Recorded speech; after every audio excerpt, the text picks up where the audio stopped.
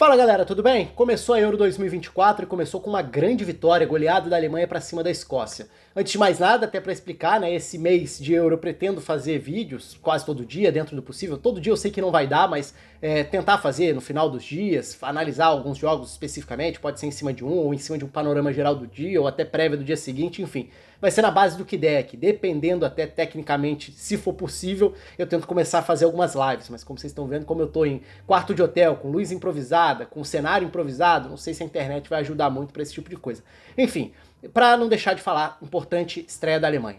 Muito importante também a mudança de ambiente que esse tipo de atuação pode gerar, porque até no vídeo de abertura, no vídeo pré-jogo de abertura, eu falava sobre a necessidade da Alemanha de talvez mudar um pouco essa chave de confiança e até de relação com o próprio ambiente, com a torcida na estreia, porque existia uma expectativa grande, principalmente uma esperança grande de que a Alemanha pudesse e possa apresentar um bom futebol na Euro, porque qualidade tem muita, né? A Alemanha tem um meio-campo de muito recurso técnico. Agora, a imagem da Alemanha de competições recentes é uma imagem de uma Alemanha que domina, controla a posse de bola, mas é vulnerável quando não tem a bola. E quando tem a bola, muitas vezes não é efetiva o bastante para criar vantagens no placar e acaba sofrendo nesse tipo de jogo. E se a gente pegar amistosos recentes, não que eu use amistoso como algo relevante pré-torneios, mas do ponto de vista de momento de confiança, até reflexo disso, chegou até a ter princípio de vaia e tudo, a Alemanha mostrou esse lado vulnerável. E aí vem uma estreia contra a Escócia, que poderia ser um adversário perigoso, justamente porque seria um time mais fechado, que tentaria fechar os espaços de uma Alemanha que ficaria com a bola, então seria uma Alemanha que teria 70% de posse de bola ou mais, e que jogaria no campo de ataque, mas que talvez não criasse, talvez cedesse contra-ataque, talvez o tempo fosse passando, talvez o estádio começasse a ficar impaciente, talvez as coisas não fossem para o caminho esperado na parte do torcedor da casa. E aí o gol cedo. O gol cedo, psicologicamente falando, foi fundamental para a Alemanha, porque o fato de você já sair cedo, e eu vou entrar num aspecto mais tático já já, mas assim, o fato de já sair na frente cedo, tira uma tonelada das costas de um time que é talentoso, que reúne muitos jogadores de qualidade, que naturalmente controlaria o jogo, mas que agora sim tem a vantagem no placar, então esse peso já saiu das costas, o jogo pode fluir melhor.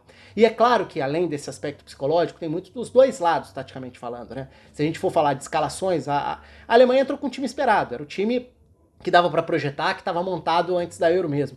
Agora, na Escócia, além dos problemas, né, teve o corte do Lyndon Dykes, tinha dúvida quem começaria na frente, o T. Adams, ou o Sean, quando foi o T. Adams, quem jogaria no meio campo, o McTominay vai jogar de volante, vai jogar como meia, vai jogar o Ryan Christian ou vai jogar o Billy Gilmour. É um jogo em que a Escócia tende a ter menos a posse de bola, então, já que é um jogo de pouca posse de bola, talvez um jogo de maior de um lado mais físico, né? De mais embates. O Ryan Christian foi escolhido e o Billy Gilmour ficou no banco. Isso fazia sentido agora. Do ponto de vista de execução e principalmente o impacto que isso teria, eu tinha curiosidade, eu até coloquei no Twitter antes da bola rolar, em cima das escalações, era o impacto dessa escolha principalmente em dois aspectos. Isso deixaria o McTominay mais distante da área adversária, e ele é a principal ameaça em ataque à área se a gente pensar em eliminatórias. Ele foi o artilheiro da Escócia nas eliminatórias. A Escócia não é um time criativo e também não é um time veloz, depende da aceleração do Robertson pela esquerda para tentar gerar jogadas de velocidade, de arrancada, de ultrapassagem, de chegada ao fundo. Bola parada, ofensiva, seria um ponto importante. Mas outro, né? Como seria a abordagem sem bola da Escócia? Vai tentar subir e pressionar? Eu imaginava o McTominay fazendo uma marcação, tentando pressionar mais o Toni Kroos. Só que para ele fazer essa marcação, ele precisaria estar escalado numa altura um pouco mais adiantada do campo, como um meia e não como um volante, embora fosse um 5-4-1 sem bola, mas assim, não na dupla central, talvez como um meia aberto que tornaria esse meio mais um quadrado em certos momentos do jogo, ele e Maguinho um pouco mais à frente em relação aos dois volantes, McGregor, e aí eu imaginava que pudesse ser dentro desse meio campo, com o McTominay um pouco mais à frente, talvez o Billy Gilmour. Mesmo que fosse um jogo sem muito perfil para o Billy Gilmour, porque o Billy Gilmour tende a dar mais qualidade de saída de bola, a Escócia dificilmente tentaria ficar com a bola nesse tipo de jogo, mas enfim, seria importante até somar passes para conseguir chegar à área adversária. Então tô falando das escolhas da Escócia, porque elas acabam condicionando em parte o que acabou dando muito errado do ponto de vista de capacidade defensiva, né? O jogo da Escócia foi muito ruim em termos de proteção aos espaços, o espaço às costas da linha de 5, o espaço à frente da linha de 5, o espaço entre volantes e zagueiros. E aí eu acho que tem um mérito muito grande da Alemanha. Não é só a Escócia ter marcado mal, claro que não, até porque a Alemanha tem muita qualidade, porque foi um espetáculo de vários dos jogadores. Então se a gente olha para Toni Kroos, para Gundogan, para Musiala. Musiala talvez de todos eles tenha sido o que mais tenha impressionado, assim, deixado a sensação de talvez o cara do jogo e tudo, mas Havertz, Wirtz, o time funcionou muito bem. A Alemanha conseguiu uma atuação assim, uma estreia que era difícil imaginar uma estreia melhor para a Alemanha do ponto de vista de confiança e de um time que joga solto, que o jogo flui. O fato do gol ter saído cedo contribuiu muito para isso. Aí o time tirou esse peso das costas e o jogo fluiu de uma maneira fantástica e acabou virando um festival. E que a Alemanha venceu, goleou, poderia ter feito mais, o gol da Escócia foi completamente achado, um gol completamente acidental. A Alemanha até preservou jogadores de certa forma no segundo tempo, então serviu até para o Nagelsmann dar rodagem em algumas peças, aquela ideia de, por exemplo, um Fulcro, que seria uma alternativa de segundo tempo e será muito provavelmente na Euro, entrar e fazer um gol, importante para um atacante, assim como o Havertz bateu o pênalti e fazer o gol, importante porque se os gols não saem e se a Alemanha não tem os resultados, provavelmente o primeiro dedo apontado vai ser, mas com esse 9 que não fez gol ainda na Euro, então assim, parece algo bobo, mas acaba tendo um peso também do ponto de vista de confiança para a sequência do campeonato.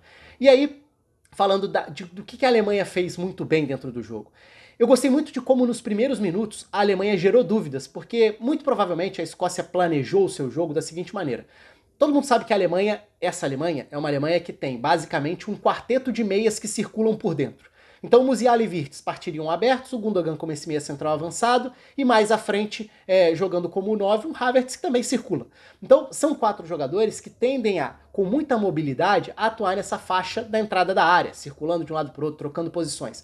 Provavelmente a Escócia não contava muito com o que a Alemanha fez nos primeiros minutos, que era ataque em profundidade, ameaça no espaço. Porque esse é um time que conduz a bola, que tabela, que troca passes, muito bem.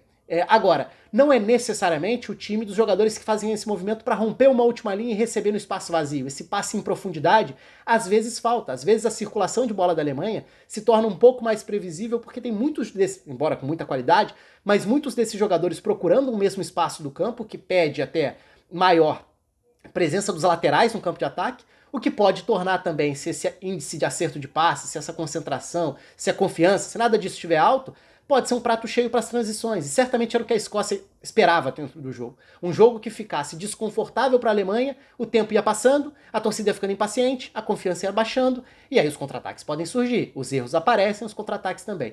Então o gol cedo teve impacto para tudo isso. Mas o fato da Alemanha ter começado já fazendo, nos primeiros 5 minutos de jogo, a Alemanha já tem umas 2 bolas em profundidade, no início do jogo especialmente para o Wirtz, justamente para ser esse passe para alguém que arranca entre zagueiro e ala, zagueiro pelo lado e ala.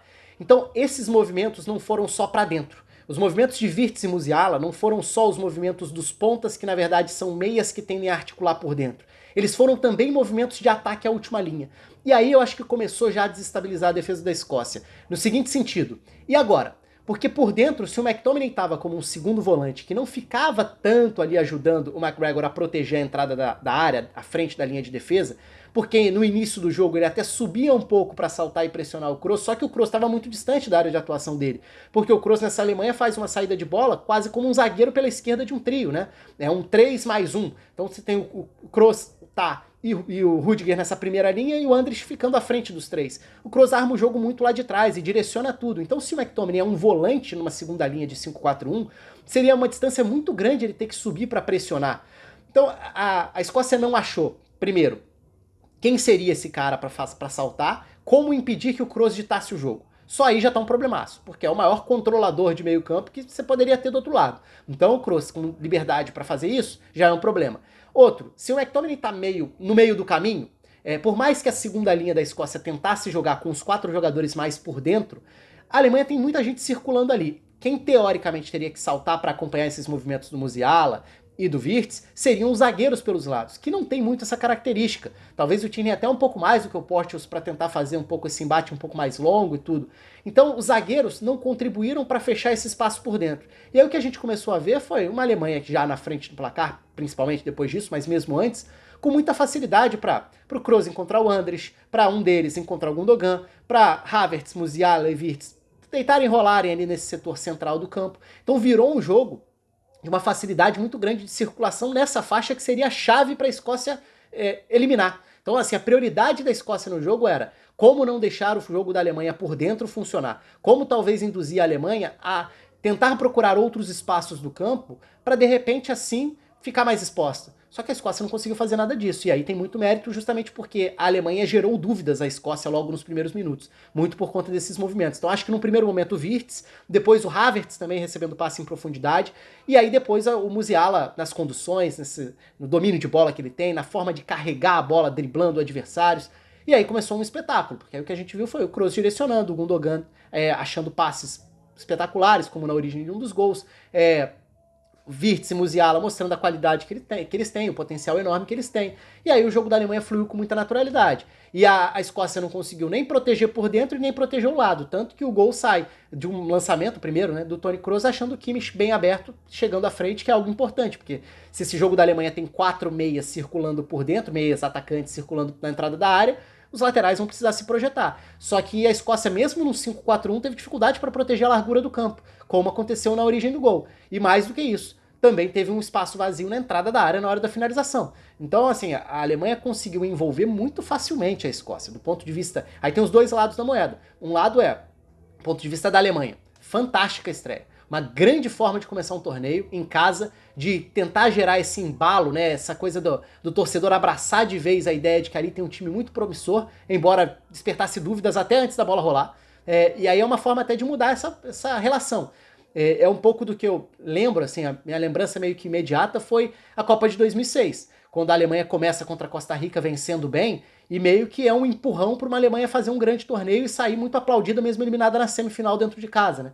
Então, assim, essa é uma seleção que tem muito potencial e que quando joga bem, quando o jogo encaixa, joga muito bem, porque ela tem muita qualidade. E a Escócia meio que facilitou. Do outro ponto de vista, a Escócia meio que facilitou porque fez um jogo defensivamente muito decepcionante. E ofensivamente não existiu também. Mas aí uma coisa está ligada à outra, né? Para ter chance, a Escócia precisaria se manter viva dentro do jogo, se defendendo, limitando oportunidades, e aí tentando abalar a confiança do adversário para começar a ter mais chances em escapes, e não teve nenhuma coisa nem outra. A bola parada ofensiva, que é uma arma importante da Escócia, até gerou o gol no fim das contas, mas foi um gol muito mais acidental e aleatório. Agora, a Escócia mostrou muito pouco, deixou uma imagem muito pobre. Assim, é natural que a Alemanha fosse favorita, é normal que a Alemanha vença jogando bem diante da Escócia, é verdade. Agora, a Escócia que chega ao torneio, chega tentando competir melhor do que essa imagem que deixa na estreia. E do ponto de vista da Alemanha, é um recado, eu acho que é um jogo em que todas as outras grandes seleções, elas devem ter olhado meio com um alerta ligado, assim, do tipo, olha, a Alemanha tem um potencial enorme, é dona da casa, é uma seleção gigante. Chegou com várias dúvidas. A estreia foi muito animadora. Então pode estar aí sim uma das fortes candidatas. A Alemanha já era considerada a favorita, eu não acho que estreia mude o patamar ou o status de uma seleção ou outra, mas muda o estágio de confiança, muda o tipo de jogo que pode apresentar, pode mudar até a expectativa para os próximos jogos. Enfim, acho que foi muito boa a partida que a Alemanha fez nessa estreia diante da Escócia, um grande resultado, e ainda contando com jogadores vindo do banco, com jogadores aproveitando essa minutagem, um Fulcro que segue com uma média muito boa, né? E é muito bom para a Alemanha ter esse perfil de um jogador diferente, porque assim, se você olha pro jeito de jogar, porque a Alemanha se propõe a fazer, é claro que o Havertz se encaixa mais nesse jogo móvel, de visão de jogo, troca de posições, de todo mundo virando meia que se movimenta pelo campo. O Fulkrug não tem isso. Agora, o Fulkrug é um cara que entra em campo e a bola de alguma forma vai sobrar para ele e ele faz gol. 12 gols em 17 jogos pela seleção. Ele estreou na seleção em novembro de 22. Então, assim, são números relevantes para um cara que é uma alternativa de segundo tempo dentro dos jogos. Porque nem sempre o espaço vai se apresentar, nem sempre o jogo vai encaixar. E aí, quando o jogo não encaixa, e essa posse de bola pode se tornar uma posse de bola pouco agressiva ao adversário, jogar a bola para a área e encontrar uma referência lá dentro, mesmo que com menos recursos, é uma estratégia mais do que válida e muito importante dentro de um torneio desses, que é de tiro curto, que pode ter jogos de diferentes cenários, diferentes roteiros. Então, assim, para a Alemanha foi um super roteiro de estreia, porque não existia, não dava para imaginar nada melhor do que a Alemanha fez. Seus principais jogadores jogaram muita bola. Claro, teve a expulsão no final do primeiro tempo, acho que isso nem muda muito, assim, a questão. O jogo já estava definido naquele momento, assim, a Escócia já estava completamente dominada, a Alemanha já estava completamente à vontade. Claro, pode interferir em como o segundo tempo ficou até meio sem graça do ponto de vista de não ter resistência do outro lado. A Alemanha não tirou tanto o pé, continuou criando chances, poderia até ter feito mais, o gol da Escócia foi completamente achado, mas enfim, a expulsão, que foi justa e tudo, a expulsão naturalmente pode condicionar um pouco o olhar para a Escócia, assim, do tipo, com 11 talvez pudesse competir minimamente, com 10 realmente ficou muito difícil. Agora, da parte da Alemanha, não tem nada a discutir em relação a essa estreia. Enfim, o espaço está aberto aí para vocês, vamos ver esses próximos dias, amanhã começa essa maratona de rodadas triplas. Vale lembrar aqui, até comecei o vídeo falando sobre estar em lugar improvisado e tudo, eu tô na cobertura pela Cazé TV nessa Euro, então serão vários jogos, vários programas. Hoje, por exemplo, eu gravei o jogo entre Alemanha e Escócia, então é até legal ressaltar para vocês, alguns podem não saber. Essa Euro tem a transmissão no Brasil dividida entre Grupo Globo, né, Globo e Sport TV, e Cazé TV. Cada uma tem metade dos jogos, as duas transmitem juntas a final, né? Então só a final vai ter a transmissão das duas, ao vivo. Todos os outros jogos vão ser divididos. Então cada uma faz metade. Mas todos os jogos que forem do Sport TV serão gravados e estarão disponíveis a partir da meia-noite, na virada do dia para o dia seguinte, na Cazé TV. Então todos os jogos vão estar disponíveis lá. Então muitas vezes a gente vai acabar gravando os jogos, né? Eu digo, sempre vai gravar, né? Mas às vezes eu vou gravar. Nesse caso eu tava na gravação da abertura entre Alemanha e Escócia. E nesse sábado estarei na transmissão aí ao vivo, exclusivo, entre Espanha e Croácia, um dos grandes jogos dessa primeira fase, dessa fase de grupos. Além dos programas pré, pós-jogo, enfim. Vamos para uma maratona de cobertura, porque é disso que a gente gosta, né? A Euro rende muito assunto pra gente falar o dia inteiro, e é isso que a gente vai ter agora a partir desse sábado, com as rodadas triplas começando. Um abraço para todo mundo, o espaço tá aberto, até a próxima.